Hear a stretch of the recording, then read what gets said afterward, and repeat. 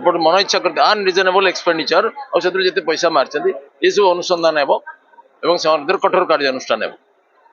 जिते भ्रष्टाचार कर पैसा रखी धरा ता छड़ा ओडिशा को गणतंत्र को फेरई दिज्व ओडिशा रे ग्राम सभा पल्ली सभा नहीं पंचायत राज खत्म हो जाता डिपार्टमेंटल काम कर हरलुट चलता आगु ताकू पुनर्जीवन दिज्व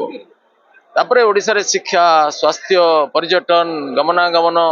इंफ्रास्ट्रक्चर टूरिज्म सब क्षेत्र में तीव्र विकास करने योजना कर बुझार असुविधा नहीं जो मैंने सब दुर्नीति कर चिटफंड खणी एम धरिक आईनगत कार्यानुष्ठान करा आउ गोटे कथा कि आयुष्मान योजना ने बोध आलोचना होई जे तोले मुख्यमंत्री दुई उपमुख्यमंत्री जाइछंती जेपी नड्डा स्वास्थ्य एबे आयुष्मान भारत लागू हेबट पीएसके सहित आगे सरकार विरोध करथिले